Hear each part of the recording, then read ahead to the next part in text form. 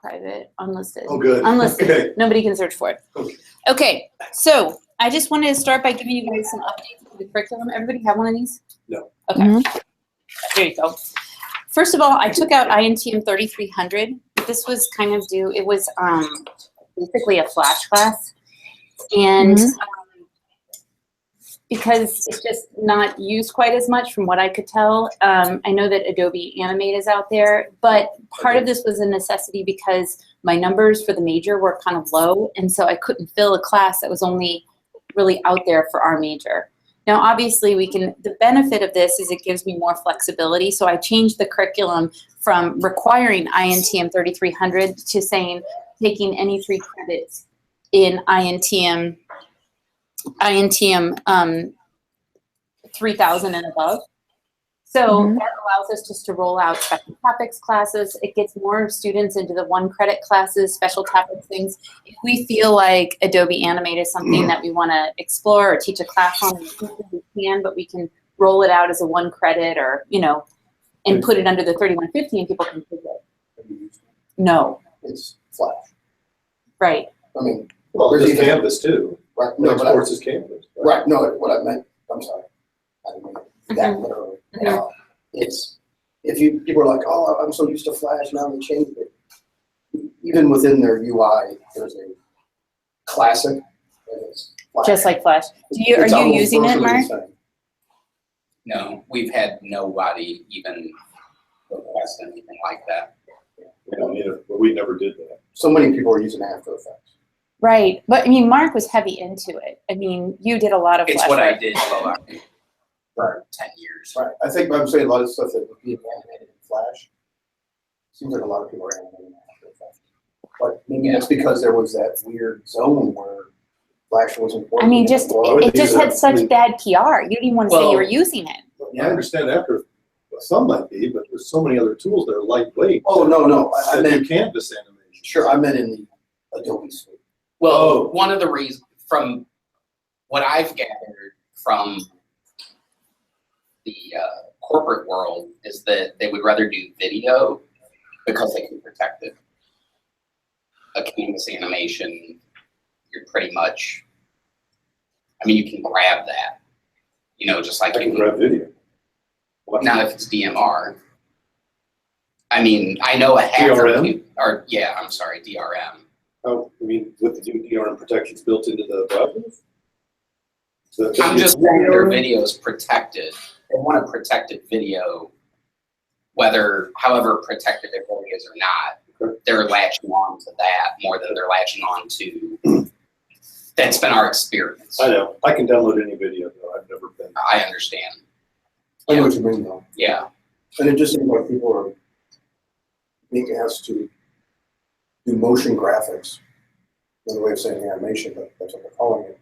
But a lot of places are just sort of, they're just used to what they're used to, and that's After Effects. So anytime they can, maybe it would make a lot more sense to do it in Animate, but they're doing it in After Effects. Right. So, because you know how, it's like people who use InDesign all day, they'll do stuff in InDesign that you wouldn't do, but they're just so comfortable with the software that they stick to it. It just makes sense. They're got to move fast. For Canvas animations, I mean, if you aren't using it, if your clients aren't requesting it, would you use Flash? I mean, would you use Adobe Animate for that? I mean, probably. I mean, that's really. You're just not getting that kind of request. We're just not getting requests for it. I think also the other thing is they already have their video editor, vendor, or developer, so they can just, why hire or get someone new to do something new when I can just give that to the After Effects guy or the Premiere guy or. So I think generally though, it doesn't make that much of a difference. It just gives us more potential to, I think, having more flexibility to roll out 1 credit classes and things that are more current. It just is going to give us more flexibility. Sure. So the second thing on the list is INTM 3150 that you guys probably, I don't know if you know, 3150 is the course number for special topics classes. So we've done these 1 credit, and they filled pretty nicely. Obviously, you guys have both done them, and this is one way to get involved even more is to do some some of these workshops. So students get 1 credit. It's Friday night, all day Saturday. In the fall, because of this new relationship that we have with Adobe, which you guys know about, the whole Adobe Creative Cloud, all the students get it for free. Right. We've launched this initiative where we're doing a series of 4 or 6 1-credit Adobe classes. So one weekend it's Adobe Photoshop, another weekend is InDesign, another weekend is this. And some of those are cross-listed with INTM 3150. The reason why is because I was doing them all along, but they kind of wanted to package them as like, hey, we're doing this big Adobe thing. And they're actually all filling really nicely. So they're cross-listed under EPMD, Electronic and Photographic Media 2000, and this INTM 3150. So anyway, that's, I'm just putting it out there. If any of you are interested, I was looking for an InDesign instructor. Somebody bailed on me, and then I found a new one. Actually, I didn't find a new one. Aaron happened to know someone, and so if you're interested in taking any of them, you're welcome to sit in with them, or if you know people that want to teach these kinds of things, or if you have ideas for special topics, 1-credit classes, let me know. In anything, actually. We're just branding. Oh, right. We're just taking a couple of them that we were already doing and putting them into this model because the 1-credit classes have worked so well. And that in conjunction with the fact that I'm now requiring students to take any 3,000 level class or above, the interactive students are more interested in them too, as well. Mm-hmm. And also media communication majors, they have to emphasize in something, and a lot of them are picking interactive media. Not a lot, but some of them are. And I've just had some really great success stories. I don't know if you know Kate Buchalt or Jenna Murphy. They both kind of have sort of kind of working full time, and so they had to kind of work online, you know, take classes online, and they sort of got into interactive media. And for their final, they did these really cool things. Jenna has a business where she actually has a stand at an antique shop. You know those big ones on Big Ben? She owns one of those, and she does sign painting parties, and she has a blog that she ported over to WordPress.org and set up her own website and designed it and manipulated the theme and basically like turned her blog into like a real legit thing. And she was a media communications major. Anyway, so these media communications people who are looking for an emphasis, interactive media is attractive because we offer some classes online so they can do some of those, and then they can do these 1 credits too because they're upper level 3,000 level classes. So anyway, just put that in the back. They're not cross-listed under MEDC course number, right? They're not, but they as an MEDC major, they have to have an emphasis in another discipline. True. So some of them are picking interactive because, you know, they might take intro to interactive is like a GCP class or something, and then they might like it, and then they want to go further with that, and so they choose that as their emphasis. And because I offer some online, that is appealing to certain people that work full time. I think it's a great idea. I think I've seen a couple of students from the portfolio review doing the same thing, and I think it went really well. Yeah, I think it's a good practical skill set. So I was thinking, you know, with your expertise, Celine, I mean, what about like a 1-credit class on like big data or something Big like that? data. So not related to Adobe at all? No, they don't have to be related to Adobe at all. I mean, John does a 1-credit class on 3D printing. So it's kind of like, it's called Special Topics in Interactive Media. So you could be using interactive tools to analyze the data. I don't really know much about big data and web analytics and all of that stuff, but I think it's close enoughly related that we could get away with doing a 1-credit class in that topic area. For spring semester? Well, yeah, probably, because we kind of already have the fall. But if you were interested in doing it, I think it would be pretty exciting. Like, yeah, I think I understand what you mean. For fall, I'm not so sure, but the first spring, I think I can try work some out. yeah, just giving, I mean, definitely it would be spring at the earliest, but something just about like web analytics and web advertising and things that you know and you're comfortable with, but that's really just kind of like practical, getting kids started thinking about this kind of thing. Yeah, more focusing on the analysis skills. Yes. Yes. I was informed by the IT that the room 106 is equipped with the SPSS program, but if because of all the remodeling thing, if that will be done by the time we start the spring semester, I think that would be a good awesome way to try out some practical skill with the SPSS. Otherwise, the Excel program itself is now like in really new version they are offering the t-test and ANOVA. Mhm. So I think I can teach them to, I don't know, with at least teaching them how to analyze a very very basic part so that they can be useful for whatever they have. I mean, this is like the weight of the big data available everywhere, so yeah, I think I Right. can work it Well, out. we have time to figure that out. I just thought that Mhm. that would be something that would be appealing to people who are interested in web development and don't really Mhm. understand, how to connect it to all of these tools. What would be? Okay. Doing a workshop maybe on web analytics or maybe on big data analysis. So you mean like Google Analytics type stuff? And big data? Well, I think they're separately? probably separate topics. That's what I mean. Okay, Yeah, I was trying to make sure I wasn't. Yeah, I mean, Google Mhm. Analytics, right? Yes. So, yes. The Google Analytics itself is providing the data. They, in a way, Yeah, it makes sense to the business people, but Google Analytics data is like a raw data, so you have to interpret it. Yeah, Otherwise, it's just a bunch of numbers. So right.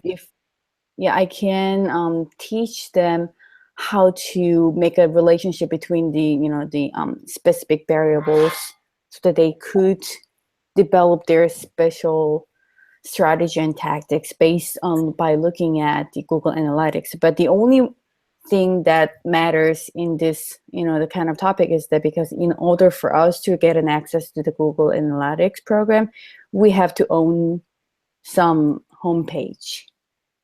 So it's not I'll like, give I you a mean, sec. Yeah, I got a site if I can get it, probably.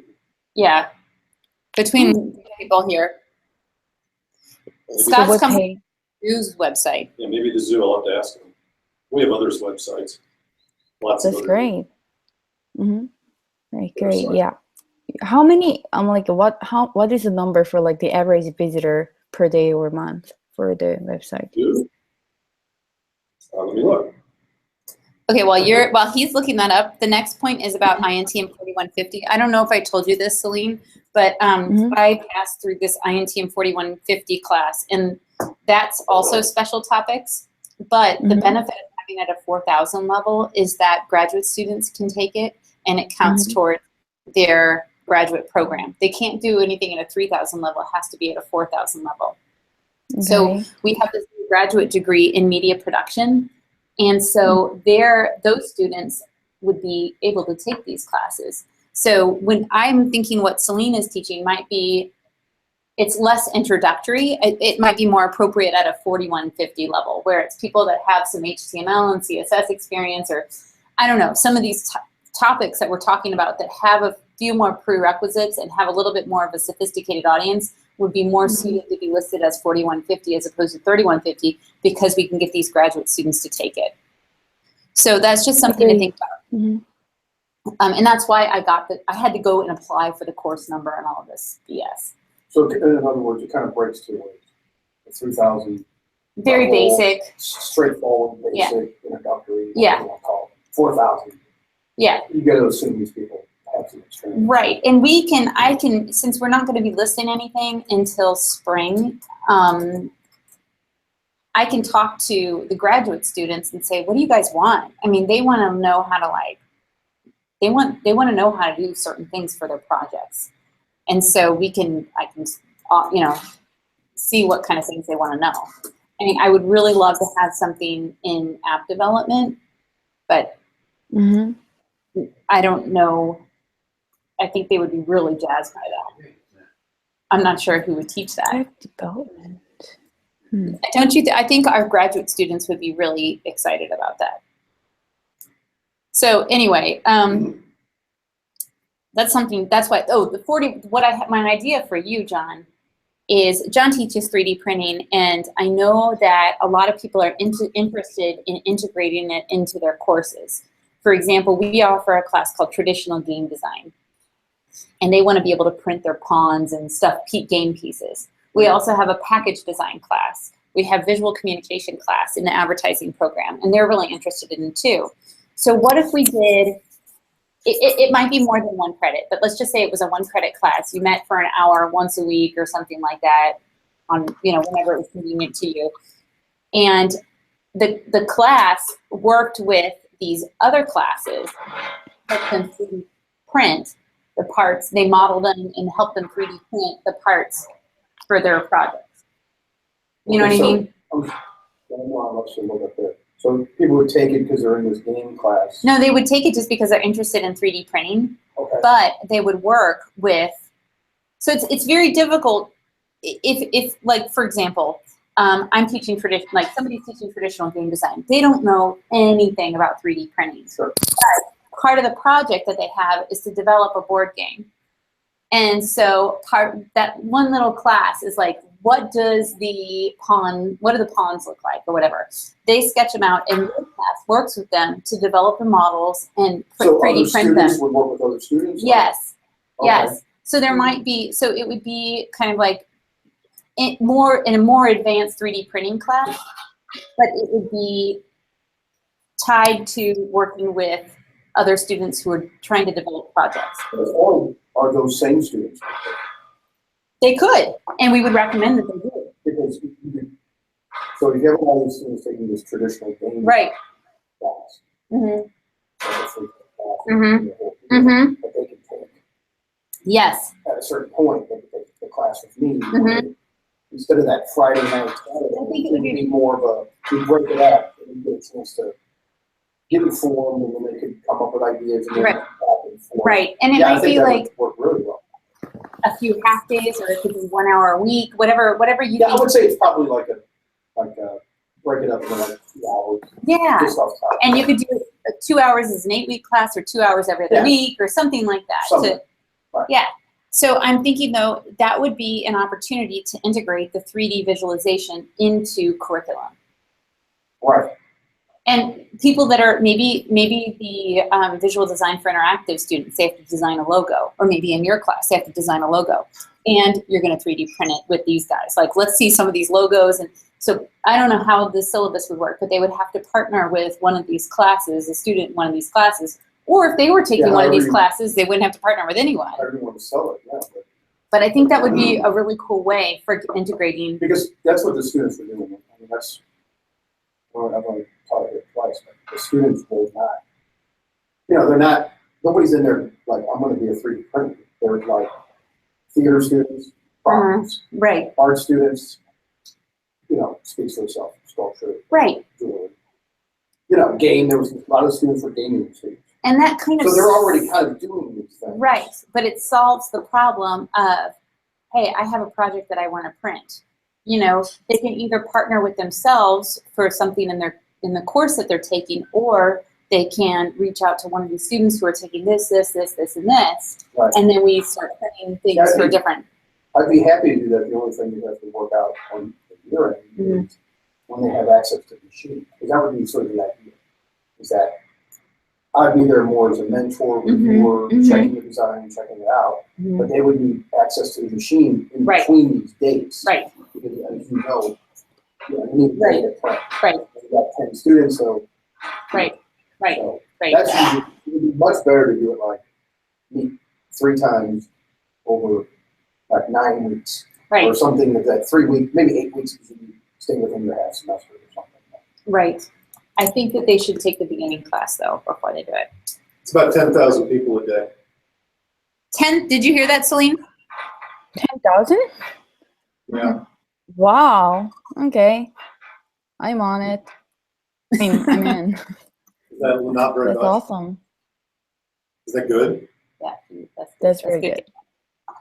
Okay, the last change, this professional practice class which Scott taught, which from what I could tell, you seem to do a great job with. So, I don't like the fact that you had to teach such a small class. So I'm thinking maybe we need to cross-list it or something like that. You worked fine with students with very different, I mean, you had Lisa, who was like, wanted to be an event, I mean, it had nothing to do with interactive media. So I'm trying to, no, I'm trying to figure out a way that it makes more sense and that we have a full class, because it's silly that you had to do that with such a small class. yeah, there were a couple of times where it was the tumbleweeds were blowing by when I was trying to discuss stuff. So. Mm-hmm. Well, anyway, that's on my radar.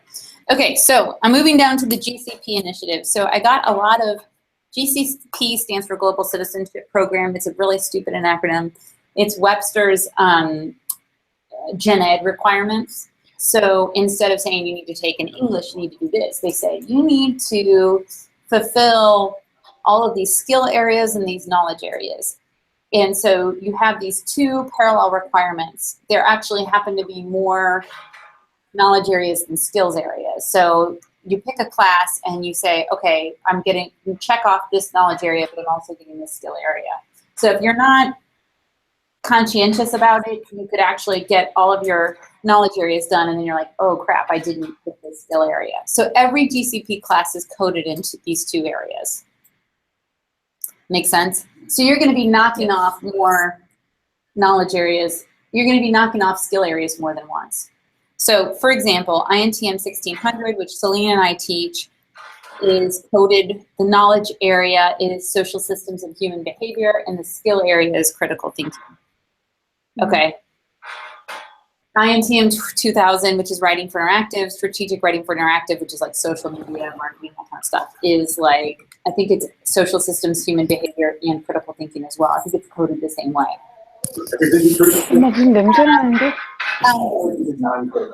Yeah, no, I think your class is arts appreciation and critical thinking. My class in Taos that I teach is physical and natural world and intercultural competence, because we argue that living off the grid is a different culture. Okay, so I have to gather data on this. So if you're teaching a GCP class, and this is Celine, the part where Judy helped me this week to set this up. So I'm going to share my screen real quick, and I want to make sure that Mark sees it. But she made Google spreadsheets to gather this data. And I have to turn this data in at some point where I show how I've assessed my students. When I wrote these proposals, one second, drive. When I wrote these proposals, I,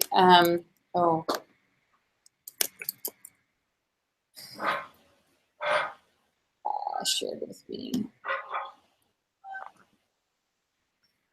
Are you seeing my screen, Celine? So this is the only two GCP classes that ran this past year, so this doesn't involve you yet, but next year when you teach a GCP class, you'll need to know this. And I'm recording this because this applies to Christy and to Nikki as well. So for every student in every section, so if we go down here, there is a Hong section. And so for each student, I just need you to assess 1 through 5 on how well you think that they assessed their assessment of knowledge. Now, when I wrote this proposal, when I wrote these proposals, I said I wrote them to make it easy on us. So I said, well, we're going to assess knowledge based on how well they do on this. Your old grades, and saying, oh, well, this person got an, if I'm using this paper assignment or this design assignment to assess their knowledge, if they got an A on it, give them a 5. You know what I mean? So just literally you know. So it has to be correlated with their final grade. No, it's correlated with however I wrote the proposal. So I don't know if I ever shared that with you, Celine. No. Well, you got to be in the class. Well, I guess you met the requirement. So there's a little wiggle room there. Celine, I have to look back at the proposal for INTM 1600. I might have said that the knowledge area is assessed by this and this. And so in that case, you would look at the grades on both of it and just make a call. You know, I give them a 5 for whatever. It's just, this document is just me, the whole purpose of it is just to say, I did it. Covering. Okay. I'm covering my ass. Yeah. Because, you know, the other day, Aaron's like, I've never asked you for the assessment data for all the GCP classes you're running. I'm like, Mm-hmm. I gathered it. I mean, the only class that I've run is INTM 1600. So now that I'm going to have, you know, your class and INTM 2200, and we're offering quite a few GCP classes, I've got to make sure I do it. Nothing to worry about this year. Probably at the end of next year, I'll send you the spreadsheet. I'm like, hey, can you give me the scores on that? So when you're grading, you might want to go back and look at the proposal and say, oh, remember, we're basing the knowledge area on how well they did this. And so as you're grading, just kind of jot down what you think you would give them for that to make it easy on yourself. Okay. It's more paperwork and a pain in the ass, but it's the upside is that we get more students in the classes. So anyway, I just wanted to show you that. Celine, I will send this to you. So what Judy did is she pulled all of the class lists for every INTM 1600 section. So yours are in here with all your students in there, and I'll just send it to you later. Okay. Okay, cool. Let me go back to this Hangout. Okay, there you are. And I'm going to stop screen sharing. Okay, let's get through this. So we talked about the assessment of graduating seniors. I haven't bugged you guys about this. You probably won't have that much to do with it. Scott, you probably will, especially since you've taught professional development. We probably have we have a very few number of graduating seniors over the past academic year. And so my assessment purposes for interactive media, I have to assess how well my students have met certain learning criteria. You've done it before. Celine, this may apply to you. And I was going to have it all ready for today, but they don't actually have final list of graduating seniors yet, so I couldn't have it ready. So once I have it ready, basically you're going to look at each one. If you don't know the student, you don't feel like you can assess them on this measure, pass on it. If you can, put in a score. It's pretty straightforward. And I have to use it for my credentialing and kind of say we're assessing our students. So I'll explain. You may know some of these students because you've had them in INTM 1600. And I'll send it to you, but if you don't know these students, and don't worry about it. If you can add some input, if you can score them on certain criteria, put in some numbers. It's not a big deal. It shouldn't take but a few minutes. I just want to get it done so I'm not like freaking out in the fall. Okay. What kind of number? I mean, what are we talking about? Is it like a scale of 1 to 10, or? Well, basically there are 4 learning outcomes for this program. One is to produce, you know, something. It's about assessing design skills, coding skills, planning skills, and something else I can't remember. And so I'm looking at all of the graduating seniors, and on those criteria, we're giving them a score of like I think 1 to 4 or something. I can't remember how I set it up. And it's like so portfolio review? We don't do portfolio review in this major. Okay. So I mean, for the MEDC portfolio review, it's a scale of 1 to 4. So I don't know if it's like so we stay probably consistent similar. with. Probably similar. So we just give them a score. I calculate an average and say I did it. I've assessed my seniors. Here's what I can do better. But I just need to collect this data so I have something to write about in the fall when my report's due. Okay. So I'll send that out to you as soon as I get my list of all of the graduating seniors. Okay, student work. If you've had any great student work, I don't know if I anybody. didn't really save anything. Yeah, if anybody modeled anything I really will cool. investigate for some. I will be hitting you up for that. I have a little site for interactive media, which I need to work on, but also from the school's perspective, we're gathering more student work. Even for Intro to Interactive, if you had a really cool project or something like that, let me know and send it to me. Is like the PowerPoint presentation okay? Yeah, you know, one of my students did this really cool interactive decision tree, and it was PowerPoint, but it was mocked up, so it felt very dynamic and interactive. And I created a video of me interacting with it, and I think that'll be good for a presentation. So if you have anything you thought was great, just send it to me. I can get it too. Okay. Okay, other news, Celine knows about this. So our gaming program is going bananas. We have like more majors than we know what to do with, which I don't know how I feel about that because I don't know how they're going to get jobs one day. But Right. anyway, we I have, was just gonna say, the gaming industry is kind of going, see, and it's sexist too. They say guys. Well, I worked there, but I was active. Well, so we have tons of majors. So Kevin, who is our one full-time person, is leaving. He just quit like last week. Before he left, we were doing a search for a new full-time dean person, and the search turned out to be they couldn't find anybody. The hard part about it is having someone that has a terminal degree, so some kind of a master's degree. Well, a terminal degree would be an MFA or a PhD. I think they would be happy if the person had some type of master's, but they couldn't find anybody. So now we're heading into the fall, and we need 2 visiting positions. The benefit of a visiting position, it's a full-time, so you get benefits and all that kind of stuff, and the pay is better and whatever. When they were doing the search a few months ago, Kevin's idea was he wanted someone that was really code heavy, like a developer. My feeling was like, well, we have the computer science department. I would really like someone who could make more casual games, like app games, and more like something like Candy Crush. That instead of 3D Worlds kind of game person. And I felt like that person who did those types of games would be a nice bridge between our programs.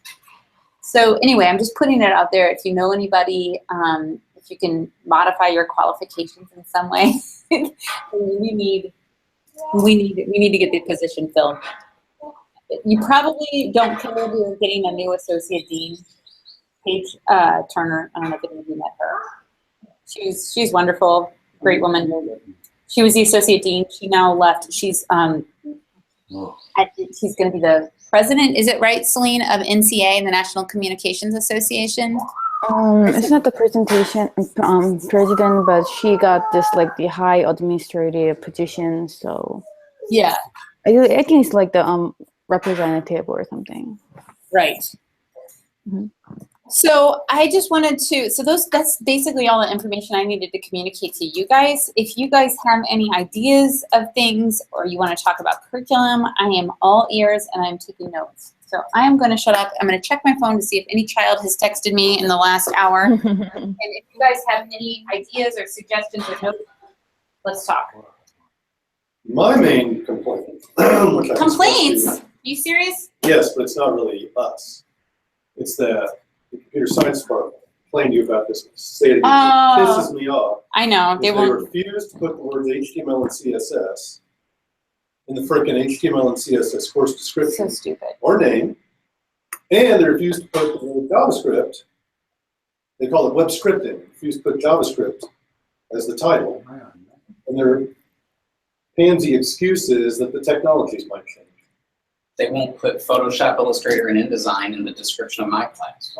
Schools got They burnt won't. by that so Yeah. badly 15, 20 It's years bullshit. ago. I would have watched I know, you, I can mail them and they'll be changed within I 2 know, but minutes. there's a lot of schools, they took a stance a number of years ago on some sort of policy. But it will never change from HTML, CSS, and JavaScript. You know, I'm just saying that I've run into the same thing. Because if I said, I'd like to teach a class in vector, it's called, that's a more appropriate name than saying Illustrator. But That's different. they're like, well, no, There are lots of vector apps. right, but they won't, I've got the other Students problem. don't know what I got that the other is. problem is they're like, no, if we don't say Illustrator, they don't know what it is. And I'm like, well, working professionals do. So I've run into that kind of situation too. I can't believe they just wouldn't put it. I can see them not putting it in the name of the class, but it's not even in the description. Usually they'll change the description. I would change the description in INTM 3100. There's probably a different description in 3100 than there is in COAP 2000. And probably, I think we have, I know I changed the title of it because it seemed like, Well, I've been complaining about that for years, having the word programming. They call it intro to web programming, and I've said over and over, it's not programming.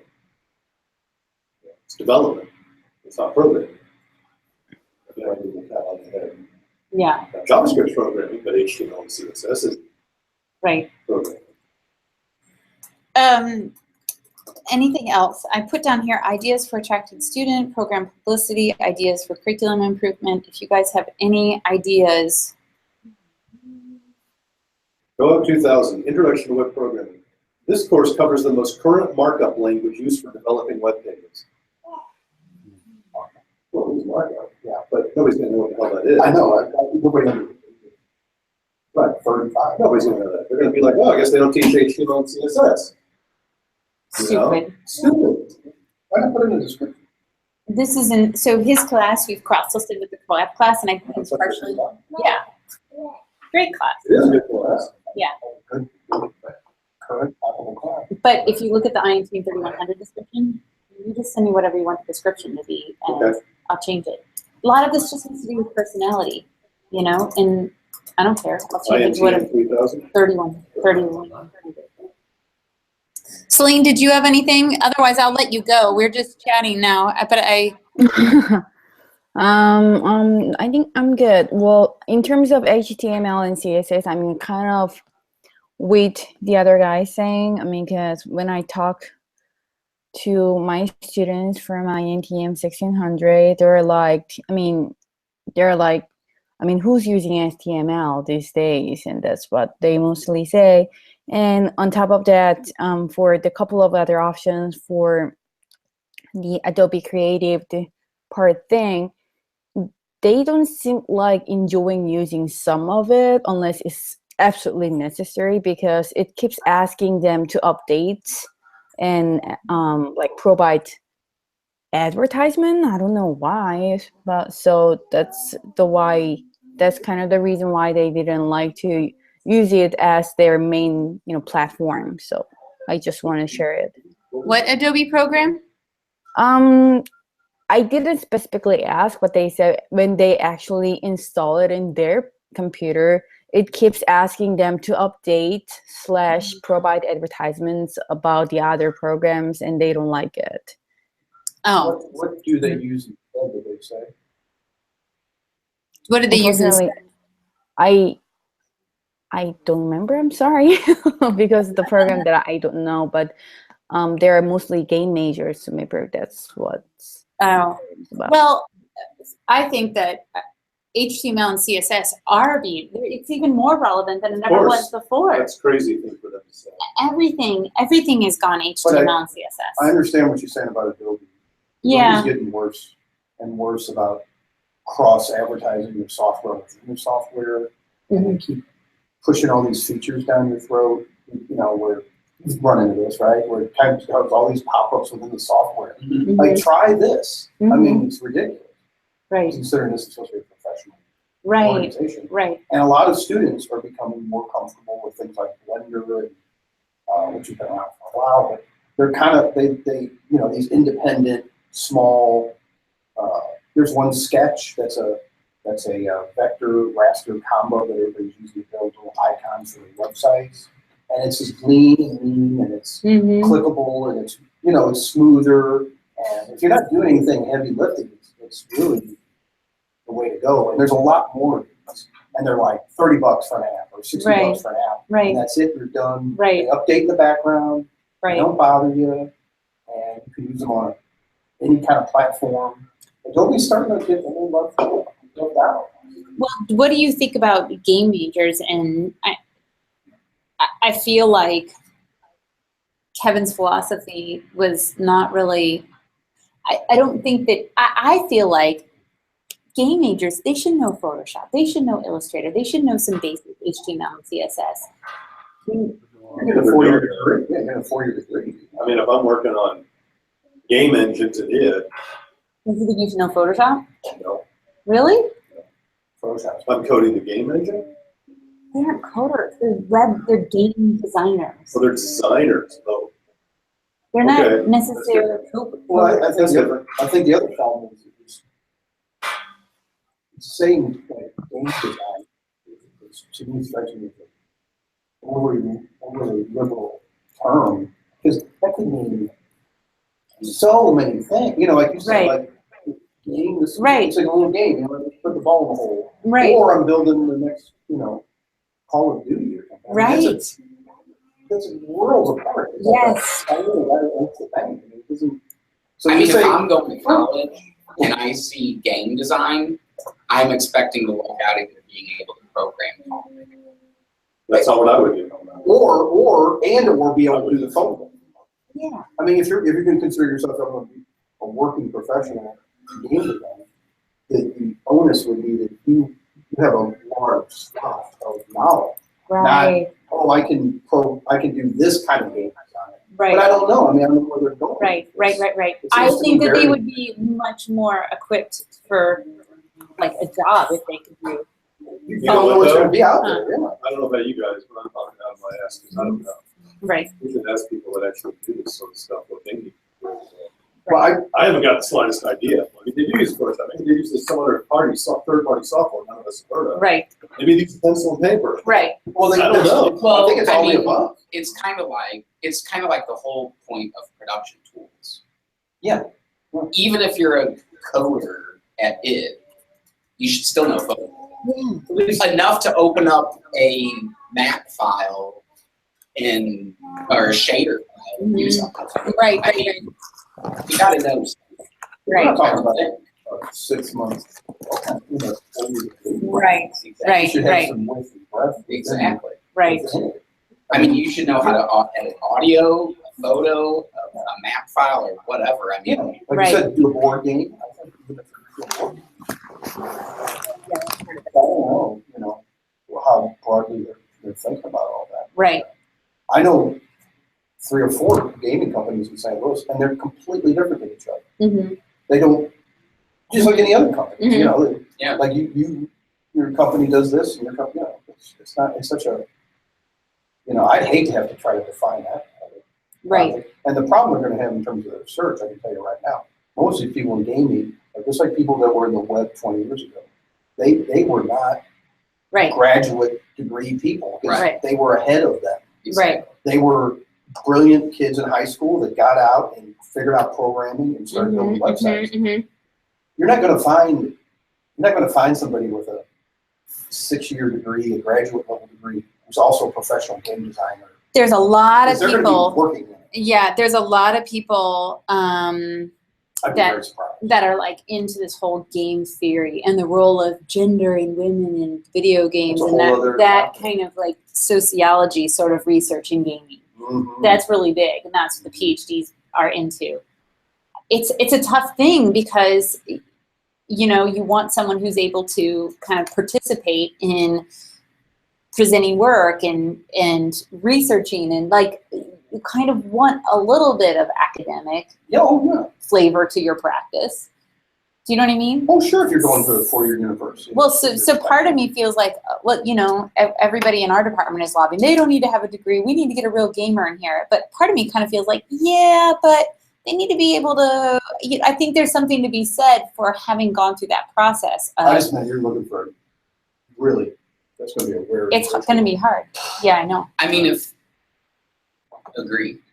they want someone of that scope and Mhm. breadth, Mm-hmm. you're basically saying, okay, you're the VP at it.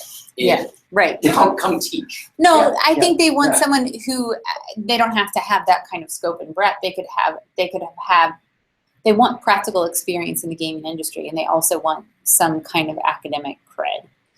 Right, but and that's why I think It's going to be understand. hard. I don't think. Yeah. Damn near impossible. It's Yeah. yeah, Yeah. like a 0.5% chance of finding that. And then when you do, you better have your checkbook. Well, the other thing is too, it doesn't necessarily need to be a master's in a related field. Well, I just meant So it'd be like, years Yeah. ago, it was hard to find somebody who could teach web because so many people were, with a graduate degree. yeah, I with a know. graduate degree. And before that, finding people with a graduate degree to teach Photoshop. Right. Right. On and on and on. Right. Yeah. You're right. But, so. Okay, Celine, I'm going to cut unless you. Oh, she jumped off See, the the call. last That's flavor fine. of the month is UI UX. So see, what I found is, Mhm.